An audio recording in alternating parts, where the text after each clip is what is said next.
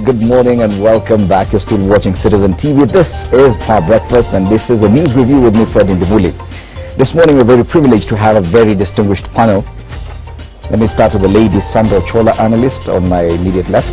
Next to her we do have the MC for Gishugu Njogu Barua, Karibu Sana. And on my right we do have Charles Munui, also an analyst, Karibuni Sana. Thank you. Let's take a look at the headlines and a quick run through of the dailies today. We have two of them. IEBC shows how it will prevent rigging. Scanned forms signed by all agents will be the backup for electronic results, and the computers will tally, cross-check and display votes without human intervention in a system designed to eliminate manipulation. That's a big story on the Daily Nation.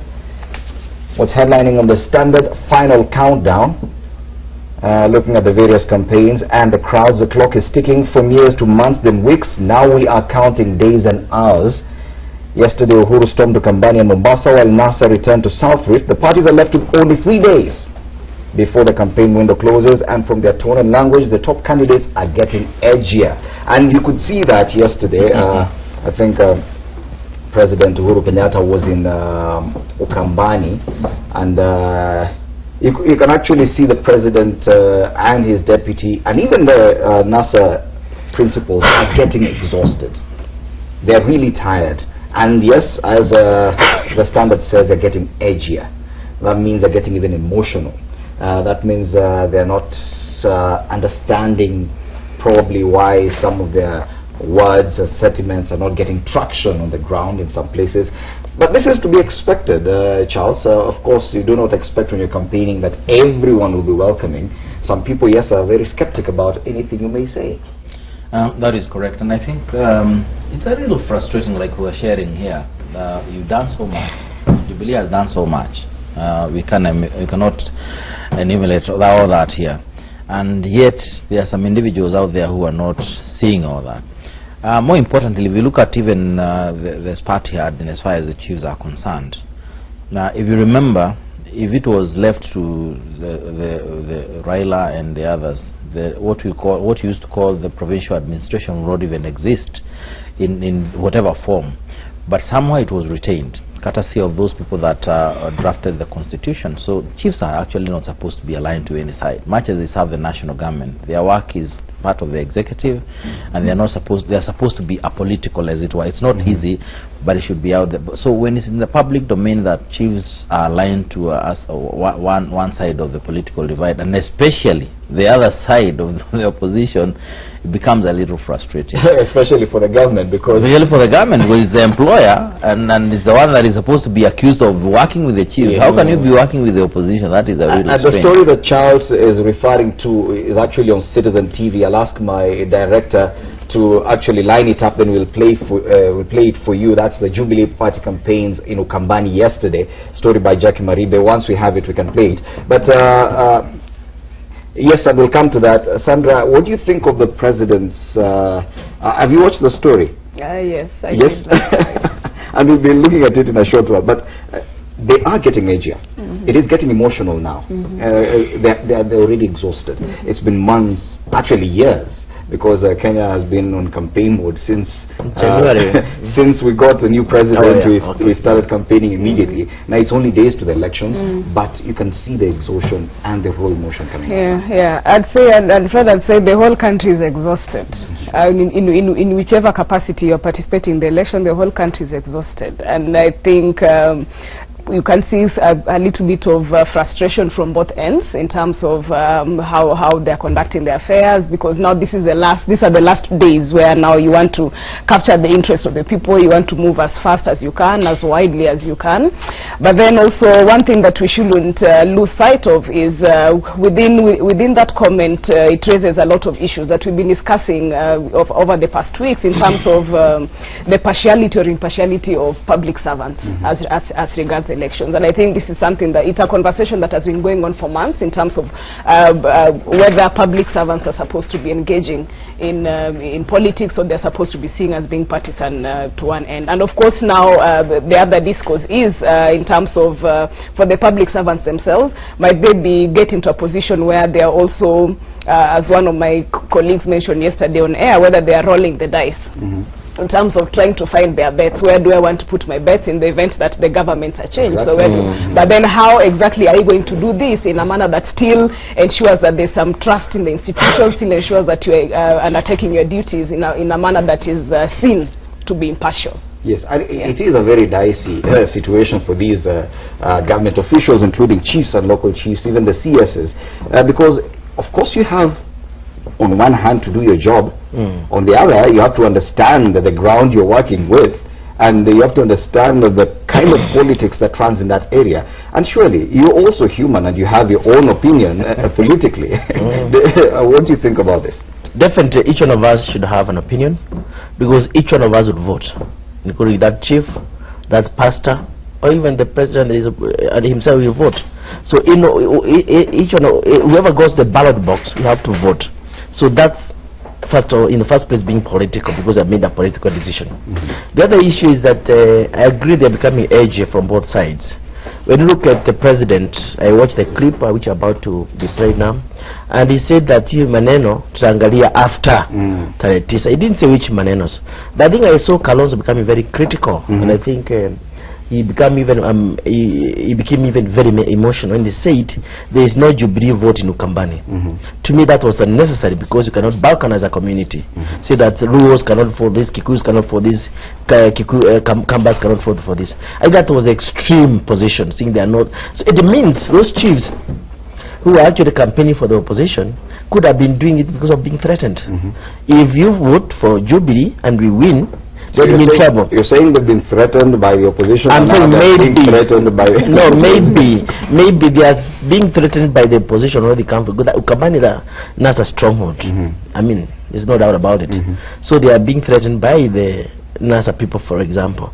Then they become victims of Jubilee. That's the way it is. The other issue, which is actually I agree is frustrating somebody like Uhuru, is that the chiefs are supposed to be neutral. At worst, they should be working with government, the government of the day. Now they are working with the opposition. When you look at you do understand the frustration. I do understand the frustration. You also look at it this way. These people in the opposition, Raida's team, they were very categorical. A few years ago, before they started campaigning, they said if they ever got into power, they are going to abolish the provincial administration. So Uhuru and his Jubilee government are the ones who have actually protected the chiefs from being in office today. Now they go against him, honestly. And they even buy the motorbikes. And the president actually mentioned that they bought the motorbikes. Let's watch what the president said yesterday in Wote.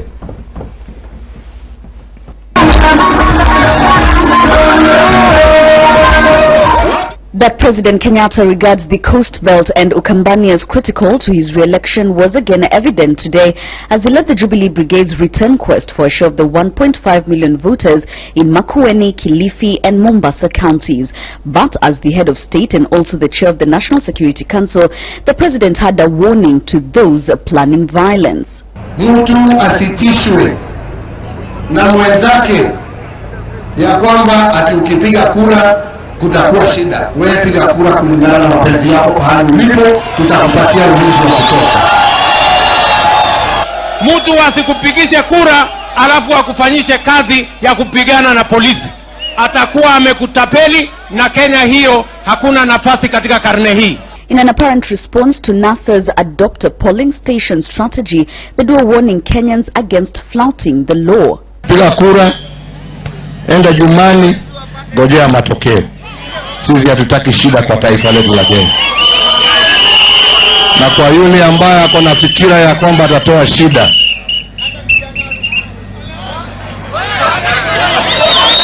ni namna hiyo. In Wote, Makueni County, the presidency yet again called on Kalonzo Musyoka to abandon NASA for Jubilee. But while at it, they warned chiefs allegedly campaigning for the opposition to be prepared for post-election consequences. Hata ninaona wakubwa hapa naona nyuso zao, kwa sababu wote ni wakodi hawa. Najua wanaona walipatiwa kazi na wale wengine. Wajue pikipiki zile wanatumia, allowances ambazo wanapata, wajue ni serikali ya Jubilee wenzenu walikuwa wanawafukuza. Kwa hivyo nyinyi, kwa sababu labda mnakuwa na fikira tofauti, tutaonana na nyinyi baada ya uchaguzi, nyinyi tutasema. Tunaelewana wazee?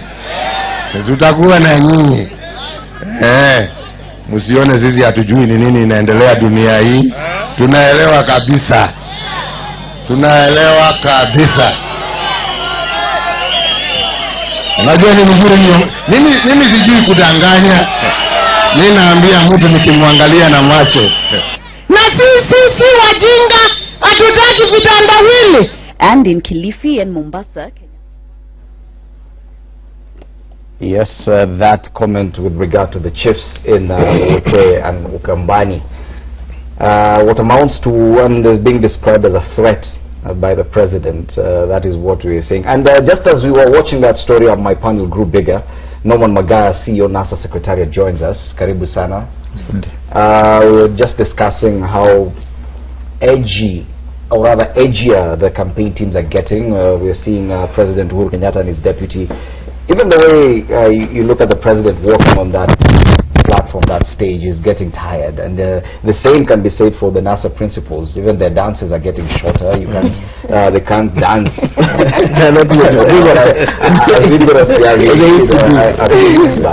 And even they are not dancing. And the emotions are getting raw.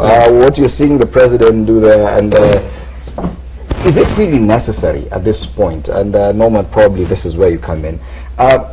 Don't you think that probably that's not even a comment that the president has made, but just because of the raw emotion and the exhaustion of the campaign, it just comes out?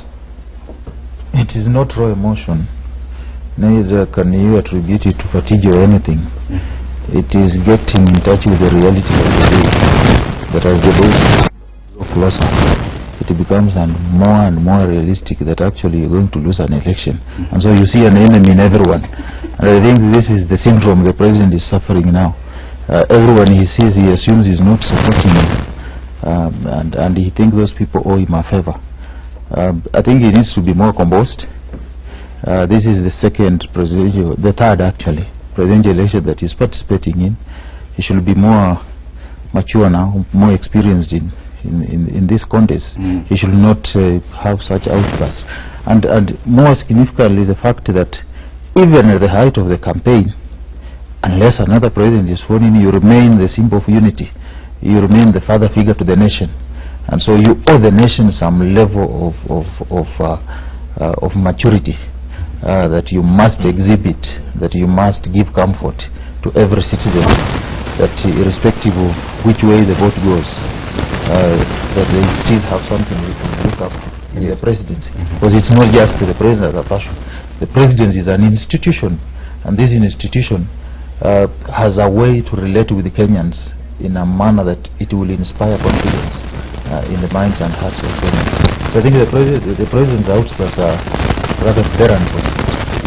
Charles, I've just been seeing you. I think what amazes me with NASA is his ability to be full of, all these things. It is the same NASA that is telling cabinet ministers cabinet secretaries not to campaign. It is the same NASA that is telling principal secretaries not to campaign. It is the same NASA. I mean, the chief is and the assistant chief at the bottom of that particular hierarchy. They are part of the civil servants. They are part of the national government. And if you are telling the principal secretary not to campaign, in fact, I remember a principal secretary getting into trouble because he attended. He was alleged to have attended a function, a fundraiser. Now you are telling chiefs to use motorbikes that are supposed to be used to serve Kenyans. Because they are provided for. If you look at the constitution in terms of the functions of the national government, the role of the chief is very clear on what they are supposed to do in terms of serving that national government, and that's why they are provided. Uhuru did not tell these guys to campaign for him. He just told them to desist from campaigning for the opposition. He did not tell them that I'll sack you because you are campaigning for these other guys and you're not campaigning for me. Trust me, if the current government wanted chiefs to campaign for it, they would campaign for him. Not whether they like it or not, because otherwise they would lose their job through they would somehow find themselves out of a job. I think to me, NASA must be clear. Do you want civil servants to participate in elections by way of campaigning for you, campaigning for government, or don't you? Because if you're saying CSs, who are actually, we looked at it and we realized CSS can actually campaign. If you're saying PSS going down all the way to the assistant chiefs cannot campaign for government, then why would you want the same individuals to campaign for you? And I think that is the reality. If Uhuru had said, campaign for me, campaign for government, don't campaign for the opposition. I'm to see any chief campaigning for NASA. I mean, hey, boss, just get the realities of the day that there is no chief campaigning for NASA. And that's why I told you the president is seeing ghosts, because we have no relation with a single chief to campaign for us. Yes. And instead it is Jubilee that has deployed chiefs to purchase IDs all over. Okay. And without taking this because the main discussion is how this campaign teams are looking at. And there was a suggestion in one of our many discussions that probably towards the end of this campaign season, as we move closer to the elections, that probably both campaign teams should have changed a bit in their style of campaigning, because moving around now, the president is making 4, 5, 6 stopovers in a day, 6 different counties. The same for the NASA principals, that they cannot humanly sustain them without getting and even the value you get from such campaigns. Don't you think that probably we should borrow from other jurisdictions, probably like the United States, where they adopt more television ads towards the election instead of jumping from state to state, from county to county? Sandra? I think that it goes back to how we've been conducting, or rather what we are used to, our political culture. We saw this with the presidential debate, where it was still a 50-50 agenda, you know, where how many people are going to view it, how many people are going to find it useful, how long is that conversation going to go. So I think it's a case-by-case basis, depending on whatever democracy is in at the place and what the political culture at the time. And for us, we are used to door-to-door kind of campaigns, going to meet the people, rallies, and that is what we focused on over the years. So I do agree with you, it can be a little bit exhausting, but then that's a price to pay in terms of looking for votes. And are we getting quality from these rallies as we move closer? Because previously, let's say a month ago, rallies were entertaining. They could come and dance and even talk for a whole hour, probably even talk more about their issues. Right now, they're exhausted, they're tired, they're wondering why are we even doing this. And that's where you can actually see some of these emotions, and you could actually say something you didn't expect to. I think so, yeah. Come back to the core business, the core issue of this debate is that the state of the candidates. I think my friend Magaya here, you know, he's quite senior in NASA, being the CEO of NASA. He has a huge responsibility. And from the points he puts across here, what he says, I would expect it from him. He has a huge responsibility. I think he's also getting exhausted. He's also saying ghost. The way he was putting it, I've listened to him clearly. He's saying that the president is facing a defeat. Then at another point says, whichever way the votes go. So that clearly shows that my friend is exhausted, and I wish Wednesday will be a good day for you because the ballot will be over, the decisions have been made. So we are here to discuss the state of the candidates. I think the issue of television cannot help Kenya, because the issue of one of the issues that was discussed heavily about 2 weeks ago is the presidential debate, which was actually a presidential interview because there's only one candidate went. If you go to place like I was in Tharaka-Nithi, Marimantiuko, they don't know whether there was a debate or not, because maybe 0.1% people have got televisions. So I think the television is not an alternative to what they are doing now. In fact, the radio comes much closer to that, because you have a radio in every family. And that's what you're talking about. Yes, broadcast media, other ways, not necessarily exactly. But being an active politician and an MP for the next 4 days, I want to say that the other thing is communities, or the voters, our voters, really want to be in touch with the candidates for a different reason. It's not that they don't know what Raila is up to, or what Uhuru is up to, or what Baru is up to. They do know. But for these different reasons, which I cannot say on air, they want to interact with the people, so that they can be able to engage appropriately. So I want to say that which are these ways? What I want to say here is that my submission is that at this particular time, we cannot equate American campaigns with the Kenyan campaigns. Like we did a mistake of actually domesticating an American constitution instead of building ours from scratch. We need to do our politics the Kenyan way, so I can get Kenyan solutions and the leaders who can serve us the way we want. But I think as I finish is that the money because you asked me a question, is a big factor in these campaigns. Across the board, call it NASA, call it Jubilee, money is a big factor. The money you spread around to your supporters? Yeah, you do. The other thing is, in America, it doesn't happen. It's because the Americans are at another status, economic status. Americans can afford everything, Medicare, house, and so forth. Kenyans are still suffering for basic needs. And that is why the issue of money is actually distorting the political reality, and the next Kenya National Assembly, the next Senate, the next county assemblies may be composed of a huge percentage of people who cannot articulate issues, but you have gone there for different reasons. So Kenyans outside parliaments, outside the other assemblies, must be vigilant for the next 5 years so that they protect their own interests. So clearly the candidates are tired, they're exhausted, and it's showing. But it's only Even my very tired, You will not put it with a seal of finality that candidates are exhausted. You see, there must be a difference when the candidates have a tight schedule that they are supposed to cover the width and breadth of the country, okay, as opposed to when they are doing a one-day event. When they are doing one-day event, the function is organized in a different way. But where you have to cover 5-6 rallies, then you structure your rallies in such a way that you have a proper time management schedule. So it's rather more of time management and ensuring that you meet all you meet your campaign itinerary, as opposed to, I can tell you that both these two gentlemen can campaign for the next 60 days. Well, yes, but they only have 3 days to go. That's the fact. They only have today, tomorrow Friday, and Saturday, and the official campaign period is over. Anyone else who campaigns after that will be doing it illegally. Yes, but I want to say this is not just physical tiredness. It's mental tiredness. Yes. I'll be the campaign. The next 3 days for this gentleman is like the next 3 years to them. I'm telling you. No, I do agree that I'm sure some of the candidates are looking forward to the end of the yes. Of course, the reason why people look to the end of this is because of the extraneous demands from the electorate. Yes. The campaign is a rather very exhausting affair in terms of the financial needs that are visited the candidate's way. So there are other extraneous factors that will want somebody to have an election tomorrow rather than the day after. Yeah. But in mental physical, I don't think so. Oh, really? Charles? But I think they're also tired. I mean, they're human beings.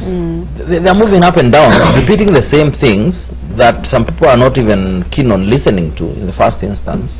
And they've been doing this, and I think if you look at what has happened deliberately, these two sets of individuals are actually doing sort of like working in the same way. They are going to the people. In the past, we used to have lobby groups and all these organizations, all these people, or town hall meetings. Now they are literally going to the people themselves, talking to the people. Even materials are not all over the place. Look at even the branding.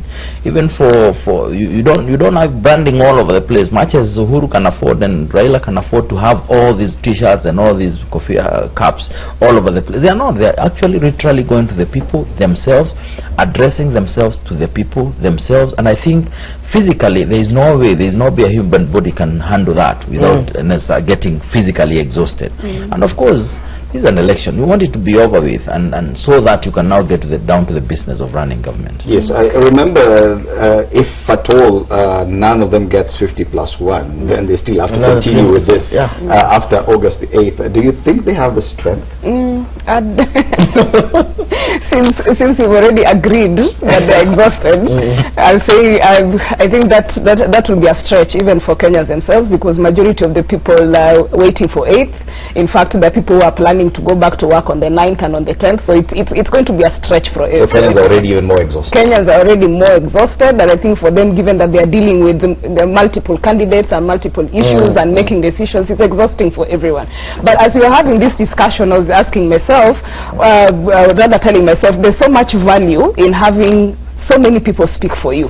And this is not just for Uhuru, but even for Raila within NASA. As a leading candidate, as someone who's vying for a position, how many people do you have speaking on your behalf?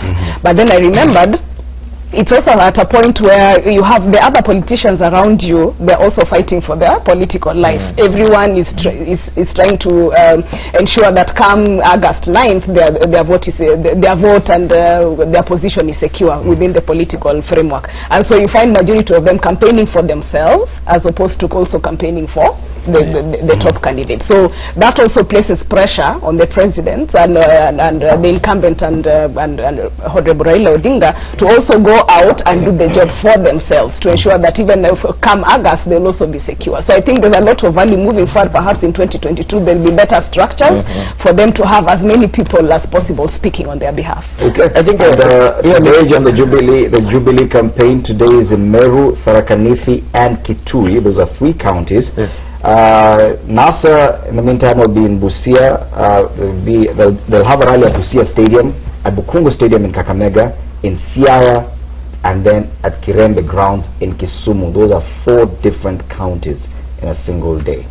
Yes, I just wanted to say before I comment on that is that politics, what you see is ordinary voters, is activities of the candidates. It's just a tip on the iceberg. These guys, they meet up to morning. When they leave the public forums, they retreat to their offices, then to their homes. Even for an MC, forget about the presidential candidate, even for an MC, when you go home, they are waiting for you. So you end up seeing a politician sleeping for 3 hours per day, which is not healthy, and that brings about the exhaustion. And for the president, he still has to run the country. Just run the country as well. So on this issue of this schedule of Kitui for the president and Tharaka Nithi and that one is Meru. You see also Raila is going to Busia, Nyanza. It's Western Kenya and Nyanza, Busia, Kakamega, Siaya, Kisumu. Yes, yeah. You see now Raila is going to his stronghold. Uhuru is also moving to a stronghold. So we have reached a position whereby solidified consolidation now. Yes. Yesterday they were in swing areas. And it is like they are actually marking each other. Uhuru was in not swing areas, but Ukambani is not a swing area. Raila was in Kisi. Raila was in Kaptagat. Yeah, it's in that's a Jubilee stronghold. That's where Raila was yesterday. Uhuru was in Ukambani, which is another stronghold. They're trying to reach out yesterday, and today they are trying to consolidate. So it's like they are mapping each other. When you do this, I do this. Look at Kisi. When Raila was in Kisi, the president went to Kisi. Raila went back to Kisi. You know, don't be surprised to see the president flying from Meru to Kisi. So that you maintain your base. This is a competition. But what is important is that by the 8th, votes will be cast. Okay. 9th or 10th, there will be a winner. There is a shoot. Let's know if we get a winner by 9th or at least. Maybe there is another aspect to this that people don't seem to appreciate. That in order for you to be declared a winner in the first instance, without a runoff, you also need to get a minimum of 25% of the votes cast in a minimum of 24 counties. So even going to all these counties, it's important. Otherwise, you just hang around your strong areas, strongholds, and then maybe touch a few areas that you call swing. But you also need that, because that would also send you to the runoff. Time now for a break. When we return, we discuss this other big headline on the Daily Nation this morning. IEBC shows how it will prevent rigging. Are we satisfied by these statements by the IEBC? That when Power Breakfast News Review returns.